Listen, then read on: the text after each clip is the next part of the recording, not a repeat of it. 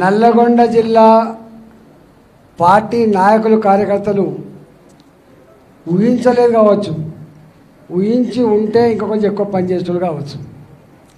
కానీ ఒక్కటి గుర్తుపెట్టుకోండి, ఒక్కొక్కసారి ఊహించని రిజల్ట్స్ వస్తాయి. అది భారతీయ జనతా పార్టీకి మాత్రమే సాధ్యమవుతుంది. ఎందుకంటున్నా అంటే 2018 మీకు గుర్తుండాలి. వేదిక మీద అందరు పెద్దలందరికీ నమస్కారం. టైం లేదు కాబట్టి చెప్తాను. అయితే నేను ఆ రోజు మంత్రిని కరీంనగర్లో. టీఆర్ఎస్ పార్టీకి ఆనాడు పార్లమెంటు పరిధిలో 7 ఎమ్మెల్యేలు గెలిస్తే వచ్చిన మెజార్టీ 4.5 లక్షలు. మేమన్నాం, ఇక్కడికి భారతీయ జనతా పార్టీ ఎక్కడిది, ఈ కాంగ్రెస్ పార్టీ ఎక్కడిది, పోటీ చేయడానికి ఎవరు వస్తారా అని చెప్పి మేము అనుకున్నాం. అందరూ రిజెక్ట్ చేయంగా మా బండి సంజయ్ గారు కూడా పోటీ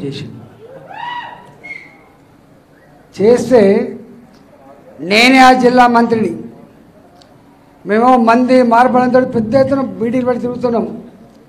ఈయన పాపం ఎక్కడ పోయినా 20 మంది 30 మంది గదే చిన్న పిల్లలు జిన్ పాయింట్ వేసుకునే వాళ్ళు, రబ్బర్ చెప్పులు వేసుకునే వాళ్ళు తిరుగుతారు పాపం. మాకు మేమే అప్పుడప్పుడు సానుభూతి చెప్పేది బండి సంజయ్ గారు చూసి. కానీ 4.5 లక్షల గంగల పోయి 1 లక్ష మెజార్టీతో సంజయ్ గారు గెలిచింది. ఎన్నేళ్ళకి అది? 3 నెలలకి. డిసెంబర్లో ఆ ఎన్నికలని, ఏప్రిల్లోనేమో ఏప్రిల్లోనేమో ఎన్నికలని, 3 నెలలకి ఇంత మార్పు జరిగింది. మొన్న కోమటిరెడ్డి వెంకరెడ్డి గారు ఏమంటాడు చూసిందా, బీజేపీ ఎక్కడిదే అంటాడు. నీ కిందికి నీళ్ళు వచ్చేదాకా తెలివి బిడ్డ అని చెప్పాడు. నీ కిందికి నీళ్ళు వస్తే తెలివి బిడ్డ అని చెప్పాడు.